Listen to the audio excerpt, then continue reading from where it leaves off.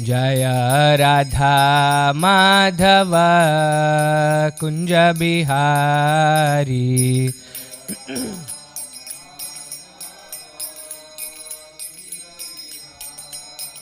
जय गोपी जन वल्लभ गिरिवरधारी।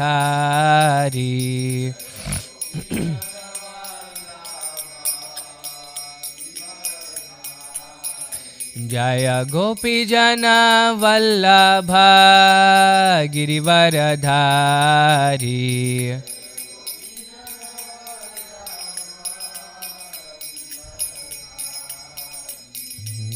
यशोदा नंदन ब्रज जन रंजना।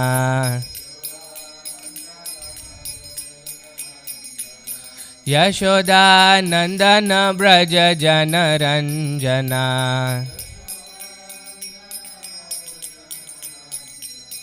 यशोदा नंदन ब्रज जन रंजना।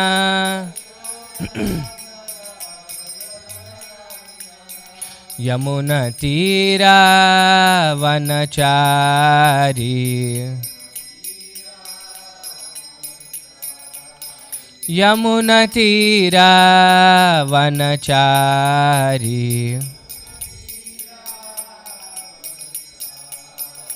हरे कृष्णा कृष्णा कृष्णा हरे हरे, हरे राम राम राम हरे हरे।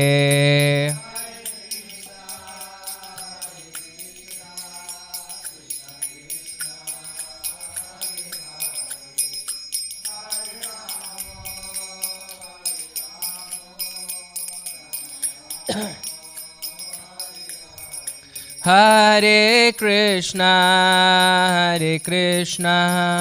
कृष्णा कृष्णा हरे हरे, हरे राम राम राम हरे हरे।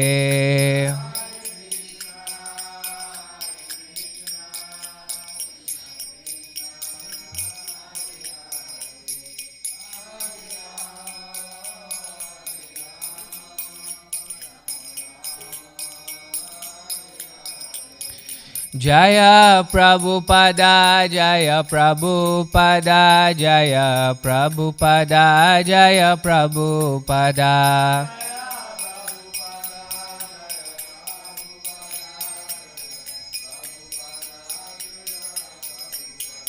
जय जय प्रभुपाद प्रभुपाद प्रभुपाद जय जय प्रभुपाद।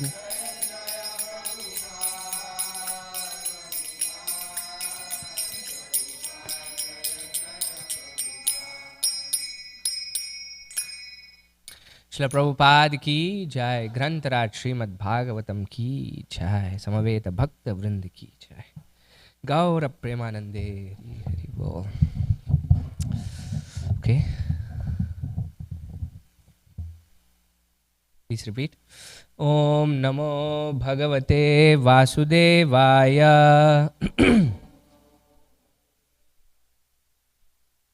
ओम नमो भगवते वासुदेवाय।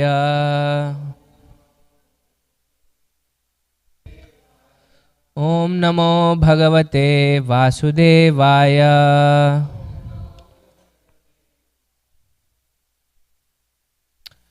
We'll chant the prayers together. नारायणं नमस्कृत्य नरं चैव नरोत्तमं देवीं सरस्वतीं व्यासं ततो जयमुदीरयेत्. Before reciting the Srimad Bhagavatam, which is the very means of conquest, one should offer respectful obeisances unto the personality of Godhead Narayana, unto Naranarayana Rishi, the supermost human being, unto Mother Saraswati, the goddess of learning, and unto Srila Vyasadev, the author. नष्टप्रायेषु भद्रेषु नित्यं भागवत सेवया Bhagwati उत्तमश्लोके भक्तिर्भवति नैष्टिकी. By regular attendance in classes on the Bhagavatam and by rendering of service to the pure devotee, all that is troublesome to the heart is almost completely destroyed, and loving service unto the personality of Godhead, who is praised with transcendental songs, is established as an irrevocable fact. ॐ अज्ञानतिमिरान्धस्य ज्ञानाञ्जनशलाकया चक्षुरोन्मिलितं येन तस्मै श्रीगुरवे नमः। श्रीचैतन्यमनोभीष्टं स्थापितं येन भूतले स्वयं रूप कदा मह्यं ददाति स्वपदान्तिकं। वन्देऽहं श्रीगुरो श्रीयुतपदकमलं श्रीगुरोन् वैष्णवांश श्रीरूपं साग्रजातं सहगणरघुनाथान्वितां तं सजीवं साद्वैतं सावधूतं परिजनसहितं कृष्णचैतन्यदेवं श्रीराधाकृष्णपादान् सहगणललिता श्रीविशाखान्वितांश्च। हे कृष्णा करुणा सिन्धो दीनबन्धो जगत्पते गोपेश गोपिकान्त राधाकान्त नमोऽस्तुते। तप्तकाञ्चन गौराङ्गी राधे वृन्दावनेश्वरी वृषभानुसुते देवी प्रणमामि हरिप्रिये। वाञ्छाकल्पतरुभ्यश्च कृपा सिन्धुभ्यैव च पतितानां पावनेभ्यो वैष्णवेभ्यो नमो नमः। जय श्री कृष्ण चैतन्य प्रभु नित्यानंद श्री अद्वैत गदाधर श्रीवासादि गौरभक्तवृंद। हरे कृष्णा कृष्णा कृष्णा हरे हरे, हरे राम राम राम हरे हरे। नमो विष्णुपादाय कृष्णप्रेष्ठाय भूतले श्रीमते भक्तिवेदांत स्वामिनिति नामिने। नमस्ते सारस्वते देवे गौरवाणी प्रचारिणे निर्विशेष शून्यवादी पाश्चात्य देशतारिणे। So we are continuing with our reading from Srimad Bhagavatam, Canto 7, Chapter 2, titled Hiranyakashipu, the King of the Demons. We'll be doing text 9 through 16 today, and our verse for focus is text 11. So, before we get started, what's happening in this chapter? Who are we discussing? Hiranyakashipu. What happened to Hiranyakashipu? Yeah, his brother was killed. By whom?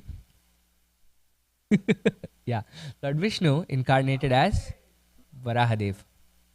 This is the day of one-word answers. So, Lord Vishnu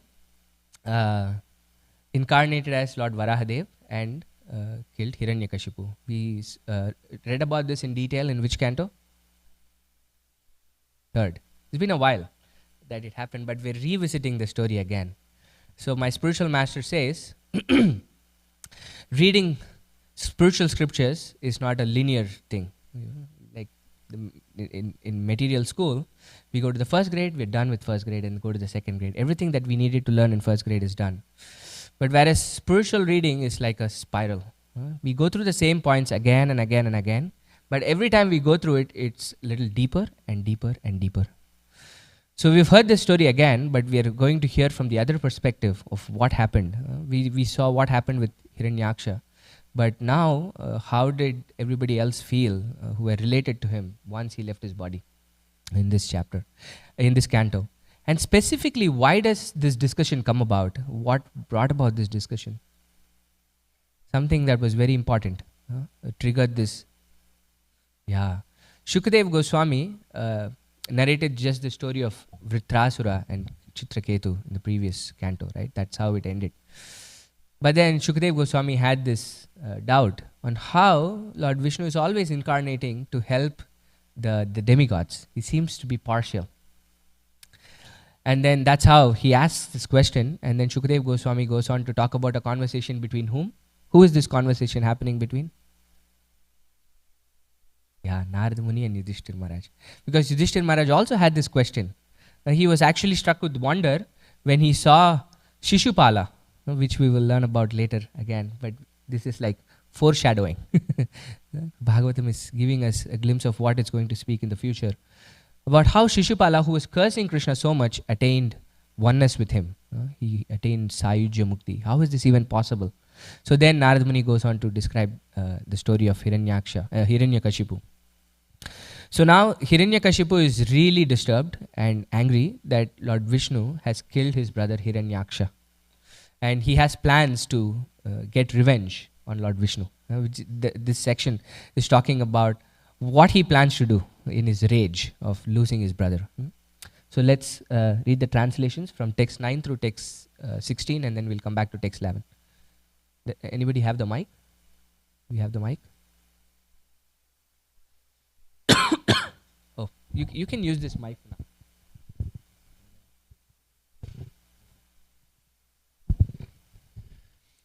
When the root of a tree is cut and the tree falls down, its branches and twigs automatically dry up. Similarly, when I have killed this diplomatic Vishnu, the demigods for whom Lord Vishnu is the life and soul will lose the source of their life and wither away.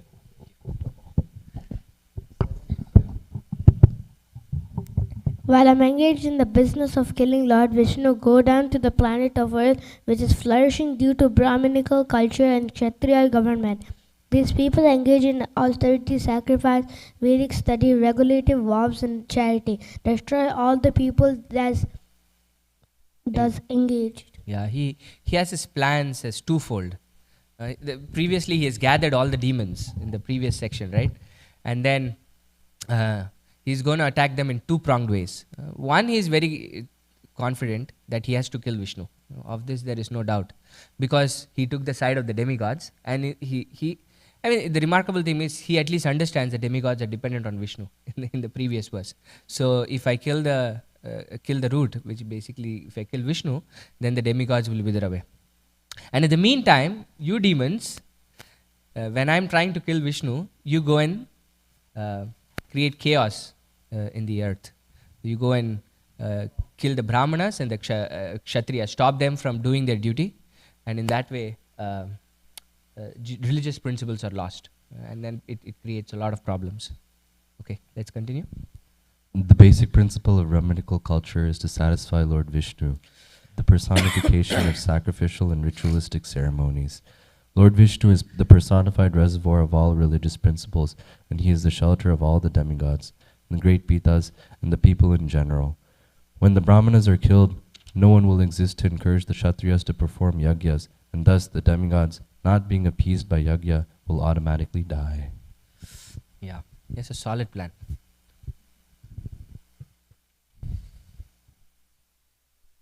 Immediately go wherever there is good protection for the cows and the brahmanas, and wherever the Vedas are studied in terms of the Varnashram Dharma principles. Set fire to those places and cut from the roots of the trees there, which are the source of life. Yeah. So here we can see, just 1 second on text 12.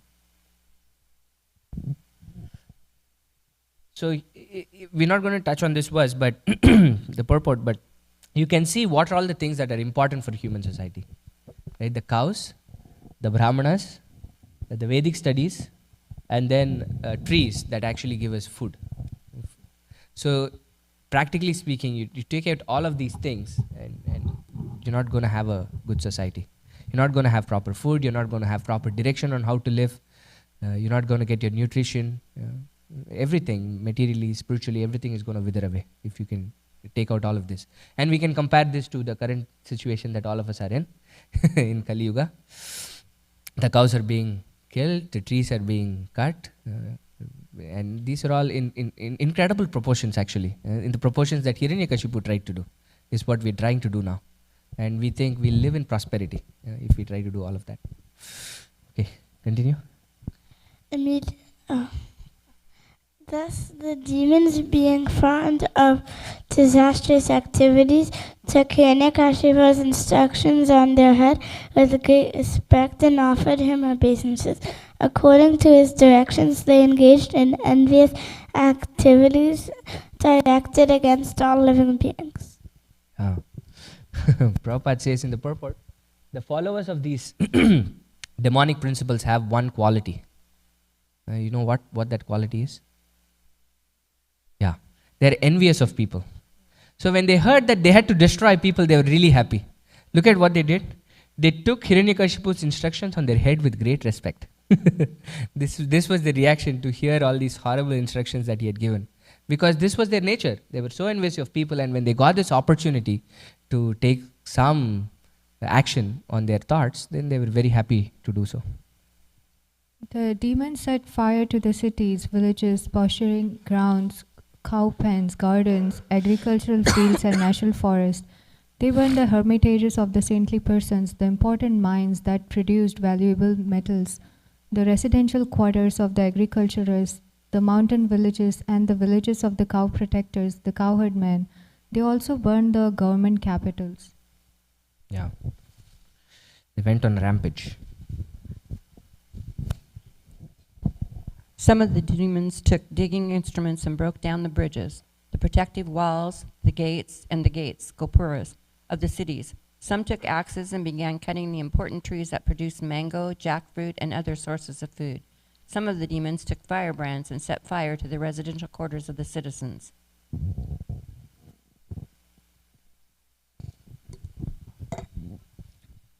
Thus disturbed again and again by the unnatural occurrences caused by the followers of Hiranyakashipu, all the people had to cease the activities of Vedic culture. Not receiving the results of yajna, the demigods also became disturbed.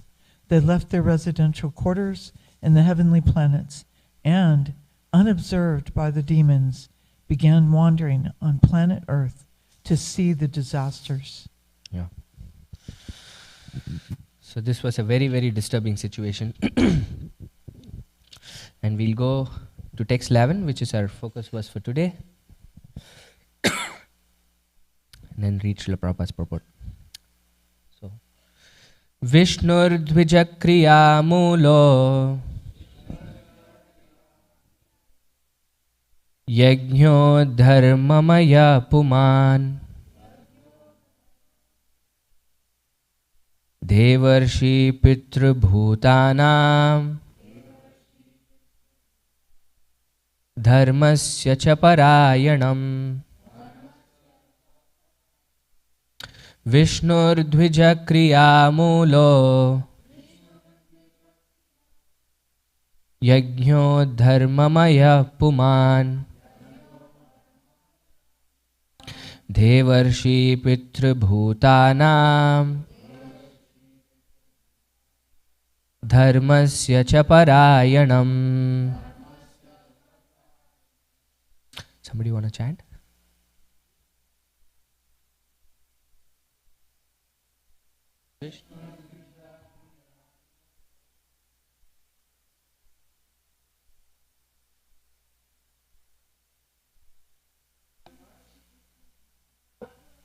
Devarshi Pitru Bhutanam Dharmasya cha parayanam. Vishnur Dvija Kriya Mulo Yajno Dharma Puman Devarshir Pitru Bhutanam Dharmasya cha parayanam. Vishnur Dvija Kriya Mulo Yajno Dharmamaya Puman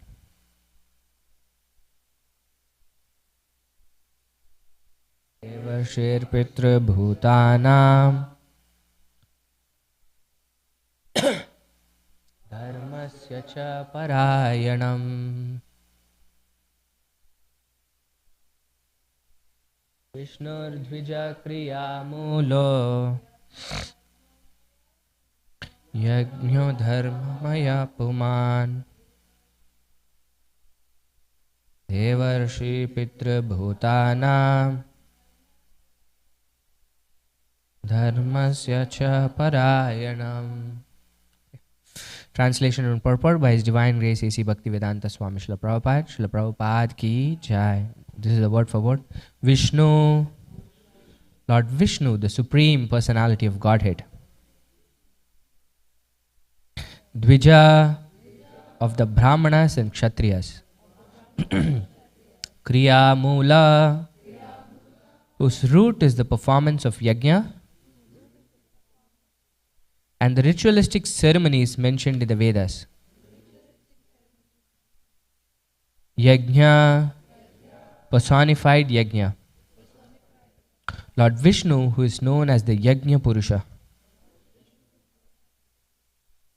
Dharmamaya, full of religious principles. Puman, the Supreme Person. Deva Rishi, of the demigods and great rishis like Vyasadeva and Narada. Pitra, of the forefathers. Bhutanam, and of all other living entities. Dharmasya, of the religious principles. Sha, also. Parayanam, the shelter. Translation. The basic principle of Brahmanical culture is to satisfy Lord Vishnu, the personification of sacrificial and ritualistic ceremonies. Lord Vishnu is the personified reservoir of all religious principles, and he is the shelter of all demigods, the great pitas, and the people in general. When the Brahmanas are killed, no one will exist to encourage the Kshatriyas to perform yajnas, and thus the demigods, not being appeased by yajna, will automatically die. Purport. Since Vishnu is the central point of Brahmanical culture, Hiranyakashipu's plan was to kill Vishnu. For if Vishnu were killed, naturally the Brahmanical culture would also be lost. With Brahmanical culture lost, yajna would no longer be performed, and for want of yajna, the regular distribution of rainfall would cease. Yajnat bhavanti parjanya. Thus there would be disturbances all over the world, and naturally the demigods would be defeated. From this verse, we get a clear indication of how human society is disturbed when the Vedic Aryan civilization is killed and the Vedic ritualistic ceremonies performed by the Brahmanas are stopped. Kalau Shudra Sambhava. Because the population of the modern world consists mostly of Shudras, the Brahmanical culture is now lost and is extremely difficult to re-establish in a proper way. Therefore, Lord Chaitanya has recommended the chanting of the holy name of the Lord, which will revive Brahmanical culture very easily. Harer Nama, Harer Nama, Harer Nama eva kevalam, kalau nasteva, nasteva, nasteva gatiranyata. Because of the increment in demonic population, people have lost Brahmanical culture. Nor is there a Kshatriya government. Instead, the government is a democracy in which any Shudra can be voted into taking up the governmental reins and capture the power to rule. Because of the poisonous effects of Kali Yuga, the Shastra Bhagavatam 12-13 says, Dasyu Prayeshu Rajasu. The government will adopt the policies of Dasyus or plunderers. Thus, when there will be no instructions from the Brahmanas, and even if there are Brahmanical instructions, there will be no Kshatriya rulers who can follow them. Aside from Satya Yuga, even formerly in the days when demons were flourishing, Hiranyakashipu planned to destroy the Brahmanical culture and the Kshatriya government and thus create chaos all over the world. Although in Satya Yuga, this plan was very difficult to execute, in Kali Yuga, which is full of Shudras and demons, the Brahmanical culture is lost and can be revived only by the chanting of the Mahamantra. Therefore, the Krishna consciousness movement or the Hare Krishna movement has been inaugurated to revive Brahmanical culture very easily so that people may become happy and peaceful in this life and prepare for elevation in the next. In this regard, Srila Madhvacharya quotes this verse from the Brahmanda Purana.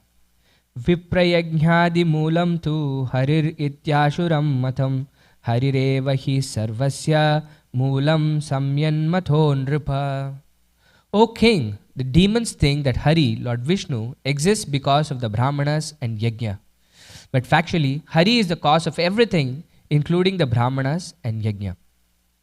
Therefore, through the popularization of Hari Kirtana or the Sankirtan movement, the Brahmanical culture and Kshatriya government will automatically come back and people will be extremely happy.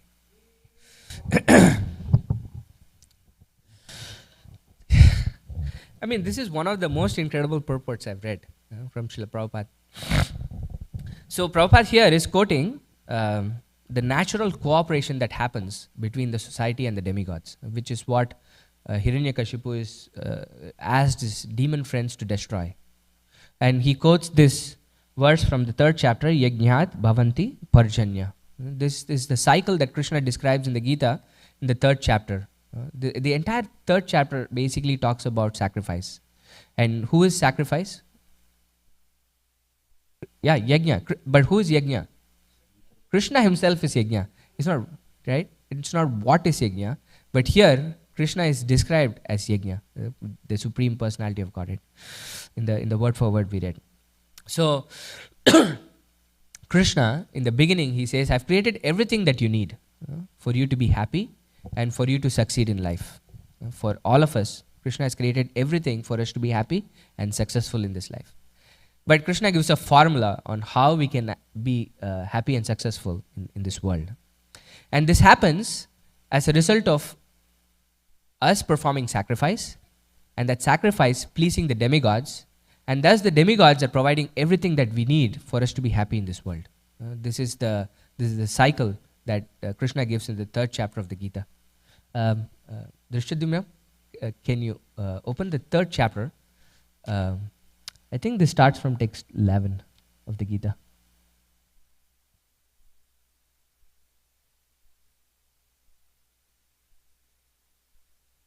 Yeah, scroll down. Yeah, just one up, I think.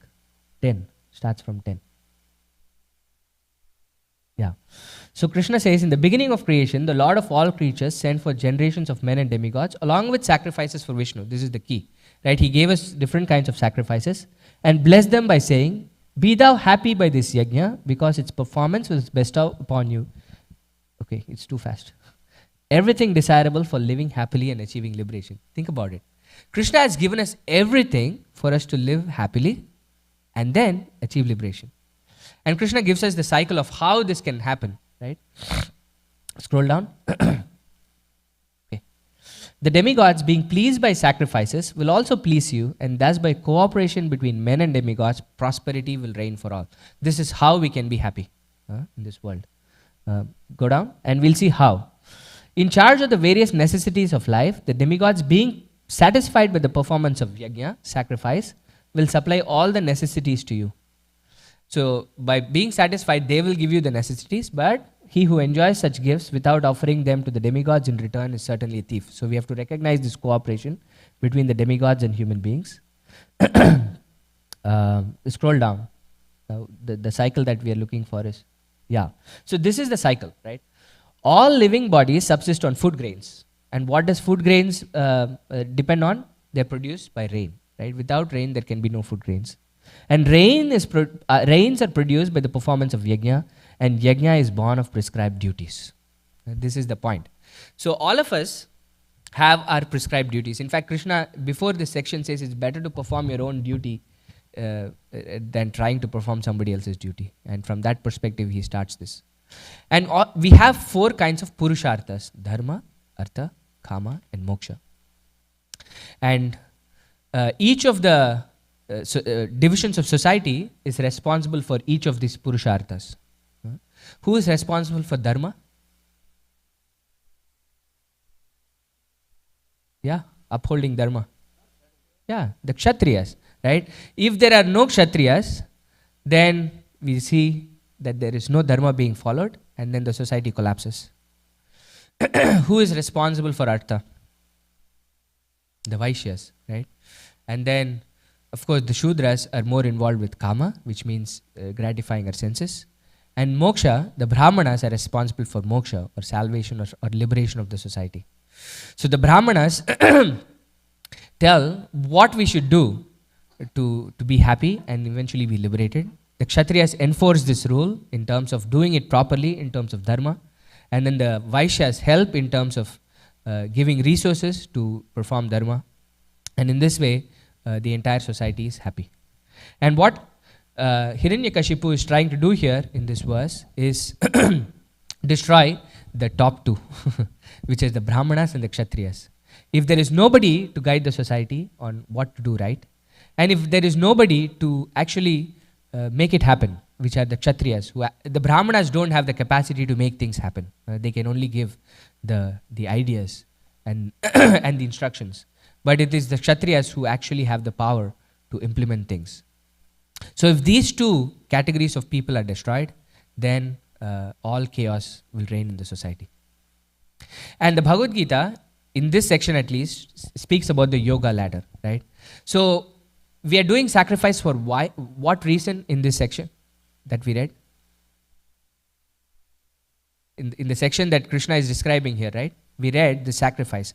You perform sacrifice, what do you get? Yeah, for your happiness. This is the point. You want to be happy, right? All of us want to be happy. And then we think satisfying our senses will make us happy, but there is a right way to do it. You perform sacrifice, you will get what you want to get. After doing this for many, many, many, many lifetimes, we think that, oh, doing things for myself actually isn't making me happy. And then we try to ask the questions of why am I doing what I'm doing? Who am I? Why am I here? This is the progression of the yoga ladder that Krishna describes in the Bhagavad Gita. So you do go from vikarma. Vikarma means what? No. Yeah. Karma means, in this sense, activity. You're performing action, right? But vikarma means doing action that is not prescribed in the Vedic literature. We have some desires, but I'll do anything to satisfy my desires. That is vikarma. But that is not even human life, the Veda says. The beginning of human life is at least to do your prescribed duties and get what you want to get. This is karma kanda. This is what Krishna is describing here in this section, is that you perform sacrifice, you need something, so you will perform the sacrifice that is required to get that, and then the demigods being pleased will give that to you. So better than that is karma yoga. Is that I am attached to the activity that I have to perform, but I know that doing it for myself is actually not really making me happy. So let me do it for the satisfaction of Vishnu. And then we start questioning the activity itself. Is that why am I doing this activity? Why am I here for? What am I doing it for? Then that goes into jnana, and that goes into dhyana, and eventually, if we succeed in performing meditation on the super soul, we might get to the stage of bhakti. So this is the varnashram system that Krishna describes and the yoga ladder that Krishna describes in the Gita. But Hiranyakashipu is here destroying this entire framework that Krishna himself has given, right? Krishna says, Chaturvarnyam maya shishtam guna karma vibhagasha. That he himself has set forth this framework so that people can act according to their nature and be happy. But in the current times that we live in, what is the majority of the population that Prabhupada says is present? Yeah, he says Kalau Shudra Shambhava. But yet, the Shudras essentially are people who are too attached to sense gratification. This is the quality of the Shudras. So they will do anything to get what they want. Because they are not guided by the Brahmanas and the Kshatriyas and the Vaishyas, they are not able to act in the right ways because they are too much influenced by their desires to get what they want. And because in the age of Kali, we don't have any proper Kshatriya or Brahmana, practically everybody is trying to do whatever they have to do to get their senses satisfied. This is the nature. And therefore, one time we elect a government, and if that government doesn't do what we want, then we switch the government. We switch. Oh, this person is not right. We'll put another person in who can give us what we want. Not what is good for us, but what I want. Oh, this person is not giving me, so let me switch this person. Better than a dictator, but but this is the system we have currently, that we are at least able to switch. In a dictatorship, that's not even possible. But the core of everything that we function for in this world is how we can satisfy ourselves. But Krishna says, when we act in such ways, only one thing happens in the Gita. He says, Yajñartat karmanonyatra lokoyam karma bandhanat. Here, even in such mentality, we do perform sacrifices, right? We sacrifice our time, we sacrifice our efforts, we do certain kinds of sacrifices to get what we want. But if such a sacrifice is not performed for the satisfaction of Vishnu, Yajñartat karmanonyatra lokoyam karma bandhanat, Krishna says, such activity, even if it is a sacrifice, will only bind us in this world. So this is the problem with the times that we live in, is that we don't have anybody to guide us properly on what is good for us. And even if there are such people who can guide us, we don't have people who can implement it in terms of Kshatriyas who can help us make us happy. And Prabhupada has this formula that he has given, right? He says it's very difficult to bring back the Varnashram system in the times that we live in. He says,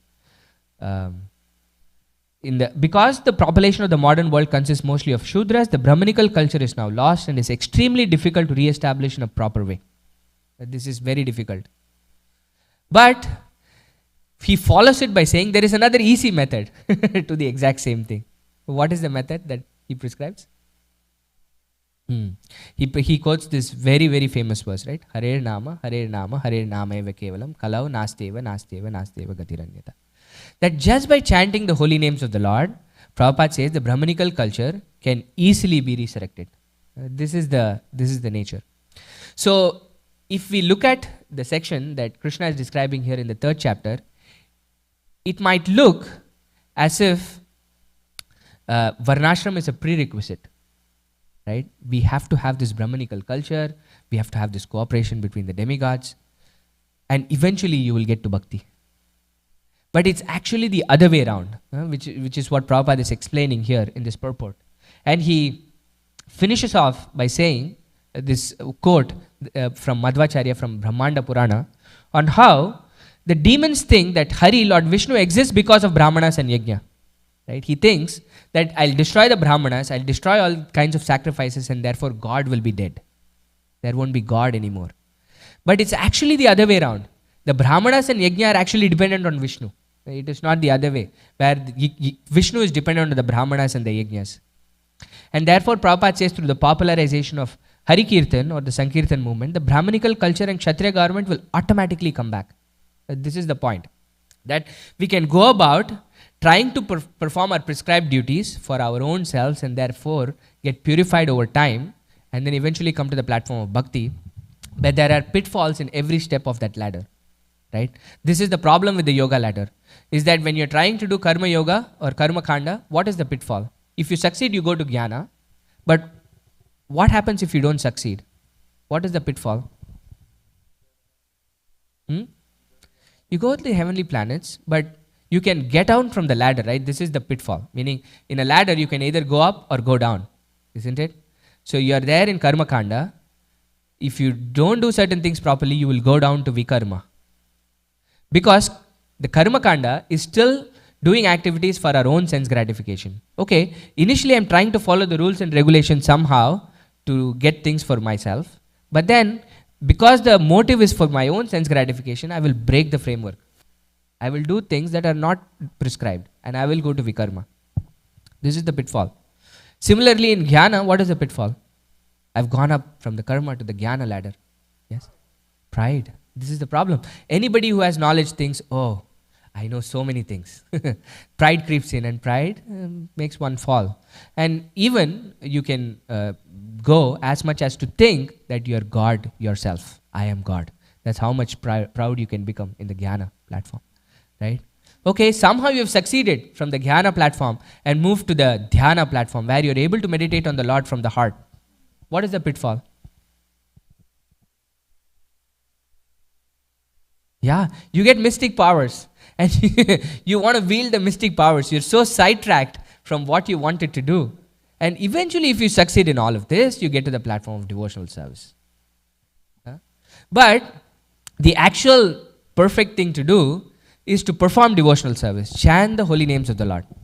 And by chanting the holy names of the Lord, what will happen is that we will start to know our natures better. And when we start to know our natures better, we will function according to our nature. If I'm a Brahmana, I'll function like a Brahmana. If I'm a Kshatriya, I'll function like a Kshatriya, a Vaishya or a Shudra. But it absolutely doesn't matter because our function will be to please Krishna in that platform. Right? The Varnashram system is also established, but it is established for the right reasons of satisfying Vishnu. When you take Vishnu out of the Varnashram system, then it becomes really problematic. Therefore, Prabhupada says, the right way to go about creating Brahmanical and Kshatriya culture is to perform devotional service. And when we perform devotional service, we become Brahmanas, actually much more than Brahmanas. This is the point. When we call ourselves as Vaishnavas, Vaishnavas are much more than Brahmanas because we are doing everything for the satisfaction of Vishnu, for Krishna. And therefore, we automatically imbibe all the qualities of the Brahmanas. And how many of us are Brahman initiated here? Few. What are the qualities of Brahmanas? Then Shantim, Arjavam, Evacha. Then Brahma, Karma, Svabhavajam. All of us should know this, and especially for Brahman initiated should know this. Now, what the qualities of Brahmanas are? How are we expected to function or work in the society? If you are a Brahmana, Sama means what? Peaceful. You have to be peaceful. Dhamma? No.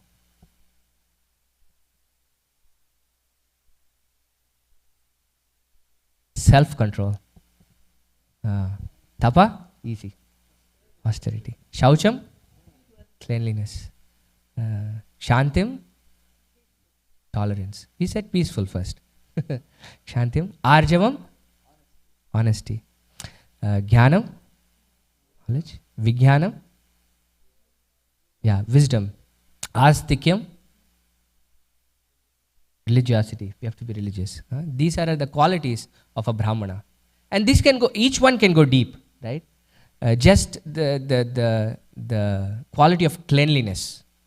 It can be external, it can be internal. And internal cleanliness and external cleanliness, you can go as deep as possible in each one of these qualities. So these are the qualities of a Brahmana. And if we call ourselves Vaishnavas, we better have Brahmanical qualities. Because we are saying Brahmins are much higher than Vaishnavas. Right? Right? Right? Oh, Vaishnavas are much higher. Did they say the other way? Sorry. No, that's not what I meant. Vaishnavas are much higher than Brahmanas. Right?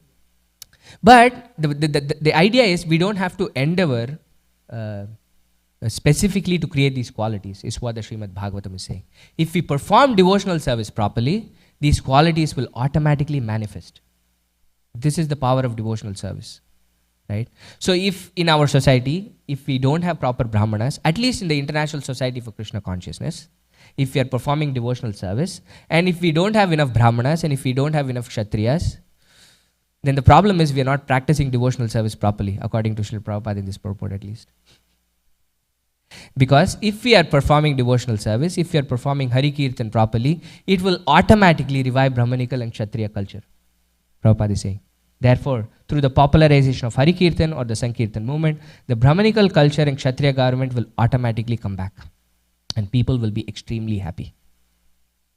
So the key for happiness and success is performance of sacrifice, yes, but performance of sacrifice for the satisfaction of Vishnu, which is devotional service. Eventually, it's the case on how Krishna is saying here, but the fastest route is how Prabhupada is describing here in this purport. So we'll stop here and see if there are any questions, comments, thoughts, reflections. Yes, Drishtadimna Prabhu. Hare Krishna, Prabhu. Thank you for such a wonderful class. I appreciate how we started off from this Varnashram perspective, and then you kind of flipped the table almost and said bhakti, devotional service, and that will follow bhakti. Yeah. But in the first part, I was thinking, like, how on earth can we spread Krishna consciousness if first we have to have a Brahminical culture, then we have to have empowered Kshatriyas to rule the government, and then everyone will become Krishna conscious. I was like, oh wow, this seems so difficult. Yeah. But then you brought in this perspective from Srila Prabhupada that actually first chant Hare Krishna, and then everything else will follow. So I just really appreciated how you put in proper context these statements in regards to devotional service. Thank you. And Rupa Goswami says this also in the Nectar of Devotion, that devotional service is not dependent on anything. If we say that we can only have devotional service once we have Brahmanical culture, then Brahmanical culture is a prerequisite for devotional service. Devotional service is not dependent on anything. It's devotional service which will spawn all of these other things. Yes, Mataji. Thank you, Prabhu. I was just thinking when you mentioned, correct me if I'm wrong, that democracy is better than dictatorship, something like that you were saying. But I was like, Prabhupada always says democracy is like demonocracy and things like that. Demon crazy. Yeah. And then he would say, I mean, hearing Canto 1, Prabhupada's lecture, Prabhupada was saying, a bunch of fools will elect a fool, and Yeah. what will the fool do? Because Yeah. the fools elected them. Yeah. Like we have already imperfect senses, and we choose somebody with the imperfect senses, the result cannot be wonderful. Whereas dictatorship, Prabhupada said, if you're wonderfully trained, and then your son comes and things like that, It's then, monarchy. I mean, that's what also is dictatorship, isn't it? No, that's not Because if you dictatorship. see, I was seeing that dictionary and it was saying then monocracy also. So, Monarchy is different from dictatorship, right? so it is, dictatorship means the single person is ruling it through. Yeah, and also imposing his will recklessly on the people, and there is no way you can change such a person. The modern example of a dictator would be Hitler, right? Yeah. This is a dictator, or Mussolini, or all these, Stalin, right?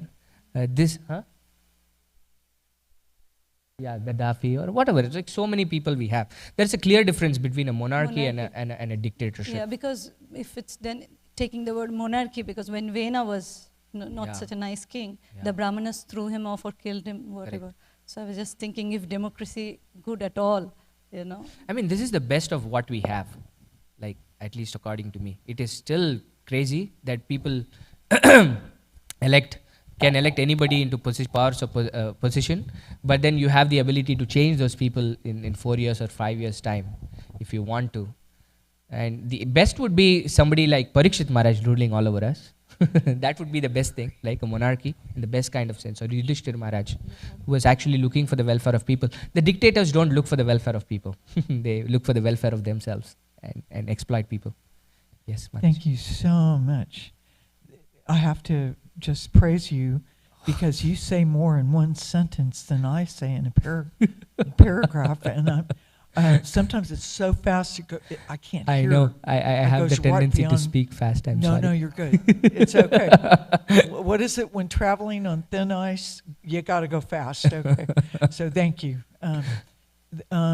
Regarding monarchy, dictatorship, and democracy, and if anyone wants to know what it's like to live in a dictatorship, read The Rise and Fall of the Third Reich Yeah. by William Shire. I read that when I was only 10, and that is an intense description, step by step, how the populace is controlled, how they cannot think. They're not even, it's called thought police. You even have thought police.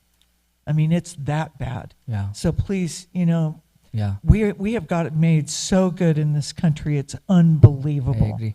It is off the chart great. A lot of people want to complain and see the cup half empty. I'm preferring to see it half full because Yes, otherwise it's too depressing. Also, keep in mind, Srila Prabhupada got his start here in this country. Yeah. Okay, and he gave so much credit to the United States of America.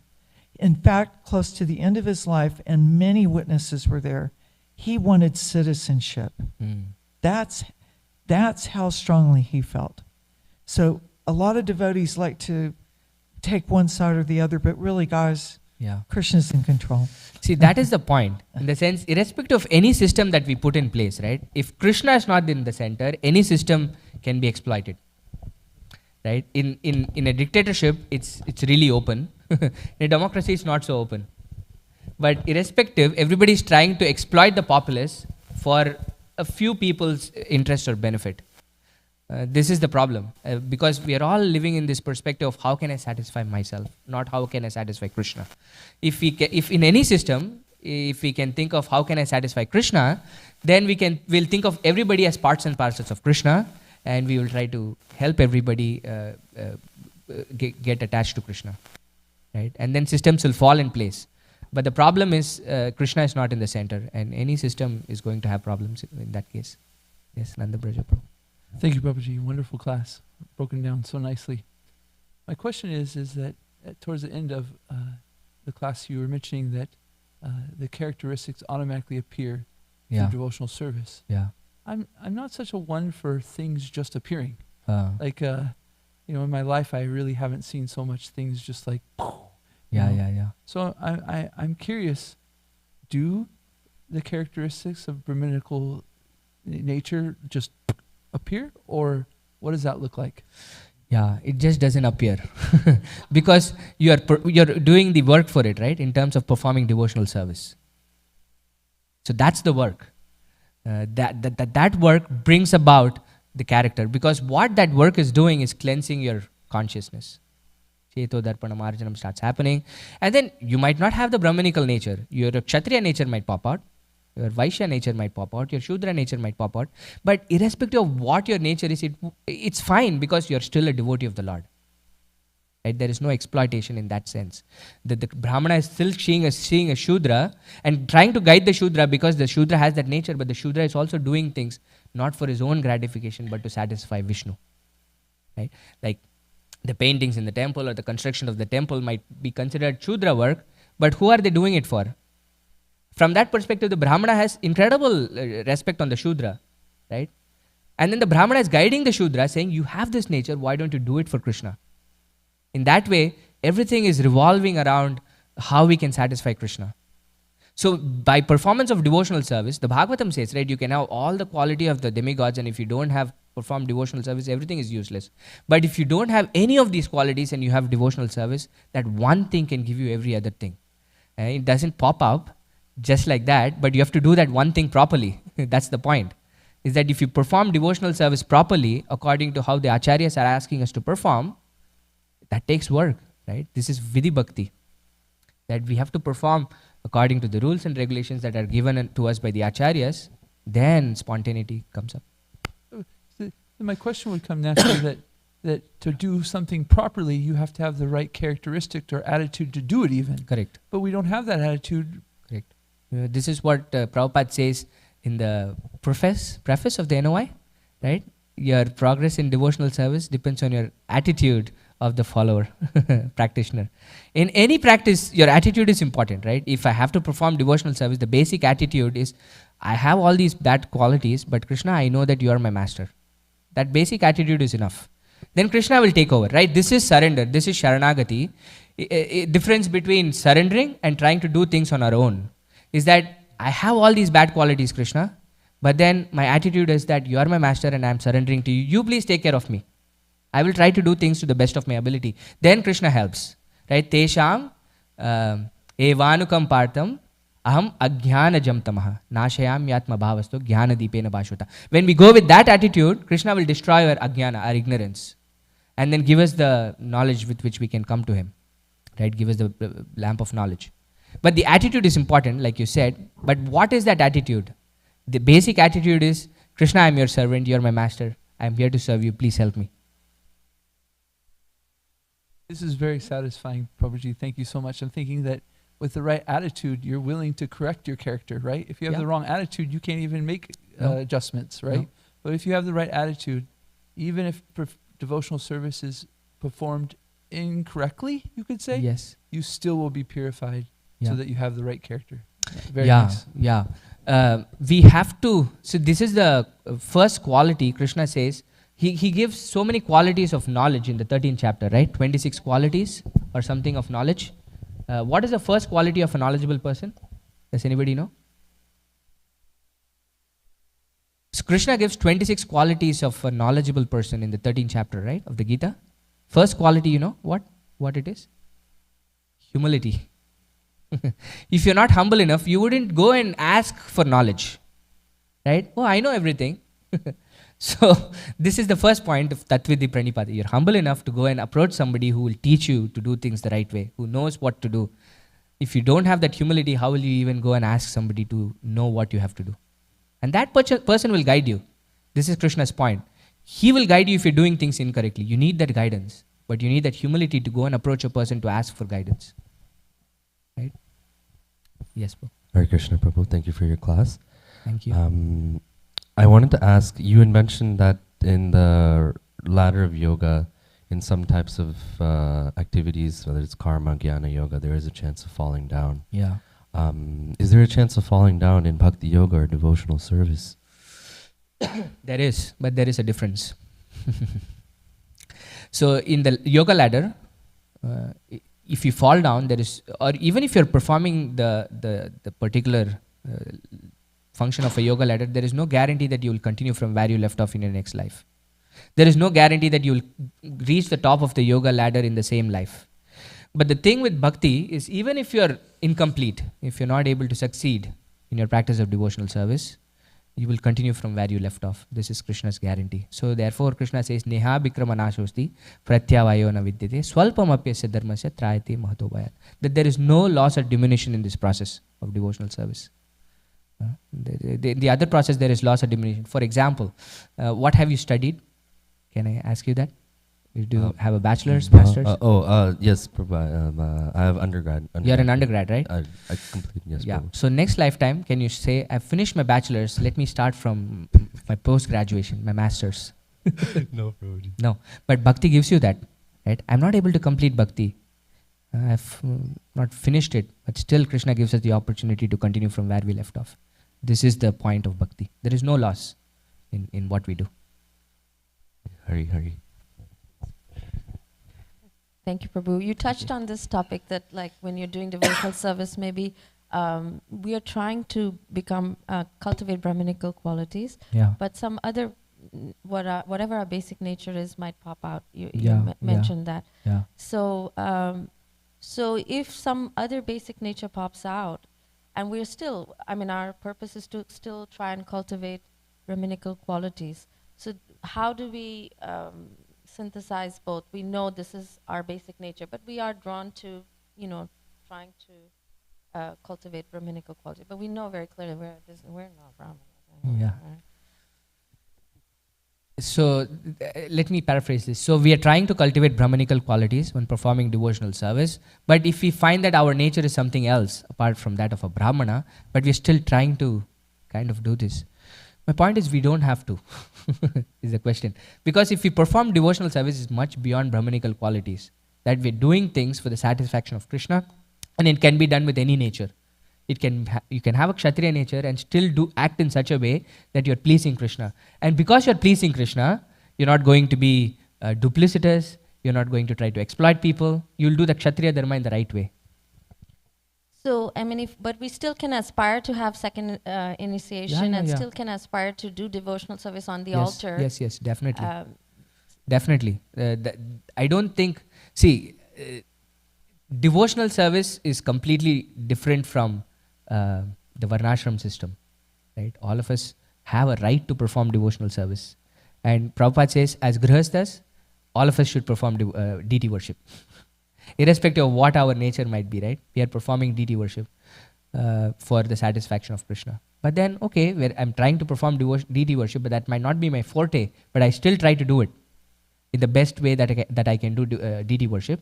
But then have my own nature in which I can actually excel and perform my day-to-day activities, right? We might not be a pujari on the altar, right? But being a pujari might be a part-time thing that we do during the day. But then I have my own nature that I use for the dominant part of the day. Yeah? Thank you. But we still try to do as much as possible on the altar. not say, this is my nature, so I can't do it. I think you've already kind of touched on this point, but towards the end of class, you were mentioning that Prabhupada was saying, that basically we're not doing enough kirtan or devotional service, or at least we're not doing it with the goal to please the Lord clearly enough. And if that was happening, then naturally Brahmanas and Kshatriyas would be coming about. So I guess that's my question. Is it? And you mentioned in the preface of Nectar of Instruction, what was the word? Attitude. Attitude. So is it that our attitude is just not right? Because so much kirtan is going on, so much service is happening. Yeah. But is the attitude, like, what is it that's missing that it's not manifesting like that? Oh. It's a really difficult question. I don't think I can. I don't think I'm going to question the attitude of anybody performing devotional service. Prabhu, your attitude is not right. I'm not going to go and say that. So this I can say in general terms is that we have a Brahmanical instruction here, right? That Prabhupada is saying, this is the vision, is that if we perform Hari Kirtan very nicely, then Brahmanical and Kshatriya culture will manifest. So the Kshatriyas have to implement it. Implement it in the right way so that people come together, and then our focus is Hari Kirtan. We have to constantly gauge or try to measure ourselves to see everything that we are doing, is it to please Krishna? If all of us have that attitude, then when all of us come together, the Kirtan is complete. It's Sankirtan, right? Or am I coming here to do Kirtan so that I can sing? Am I coming here to play a mridanga so that, oh, I can play the mridanga? Or am I coming here to sing so that Kalachanji is pleased and the mridanga is helping in pleasing Kalachanji? Am I giving a class so that I want the garland and the adoration and the respect of people? Or am I giving a class for my own purification and to try to somehow illuminate what Prabhupada is saying for the benefit of people who are hearing it? So it is an individual thing, right? And also the institution can also help in setting the right mood. So when both of them have to coincide, right? The individual has to have the proper attitude to say, why am I doing what I'm doing? Am I cooking for Krishna so that I can prove that I can make all of this? Or am I cooking for Krishna so that I want to please him? Am I dressing for Krishna because I want to put all of this on him? Or am I pleasing, am I dressing for every single service, right? We can gauge ourselves what our attitude is. That's from our individualistic perspective. And from the institution's perspective, the institution can always have frameworks in place that can guide people into such a consciousness or a mentality. When I come into this space, is this space creating that attitude for me, helping me in enhancing that attitude for me? Or is this space actually not doing anything? Okay, everything is on its own and individual efforts are being, make sense? In a generalistic way, this is what I can think of. Yeah, so very simply just, having a kirtan, for instance, in the temple room, but, no cell phones are allowed in the temple room or something like that, where you just really create in this very clear mood and space. So anyway, it can be done in so many ways practically. The thing you do in Kirtan 50, right? We're trying to bring our intentions. I think that has to be done constantly, not once in a year when all of us get together for Kirtan 50. But every time we do Kirtan, somebody is trying to set the intention for, oh, this is why we're doing it. And then, okay, we have tried to set the intention and the space, and then people who participate will participate. And another main thing I feel, which is very dear to me, is set educational systems in place. If that is not there, then it's impossible. From the grassroots level, you need to have, anybody who comes into contact should have a program in which their consciousness is set. In any way they come in contact with the temple. This is our mood, this is our attitude, this is what we're going for. Should be very clear. Nanda Braja Prabhu, and then we have to wrap up.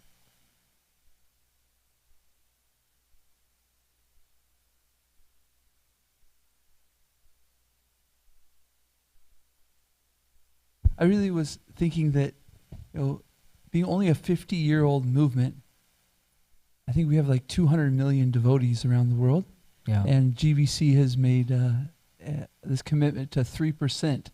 335. 335, right? And this no doubt will happen. Yeah. Because of all this Sankirtan that's been going on, you really see that our movement is really moving. Yeah. Momentum is really carrying forward. And we're going to see some huge strides. I think Srila Prabhupada said that your children's children's children will fly on carpets. Yeah.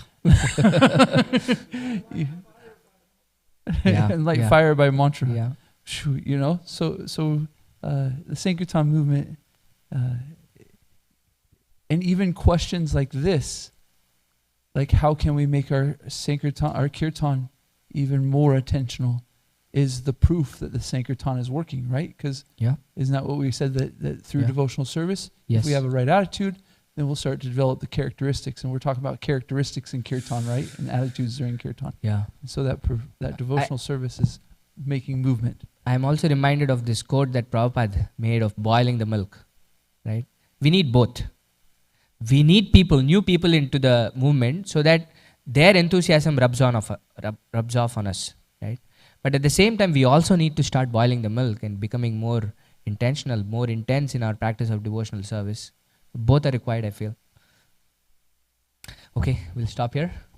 ग्रंथराज Shrimad Bhagavatam की जय, श्रील प्रभुपाद की जय। वाञ्छा कल्पतरुभ्यश्च कृपा सिन्धुभ्येव च पतितानां पावनेभ्यो वैष्णवेभ्यो नमो नमः। अनंत कोटि वैष्णव वृंद की जय।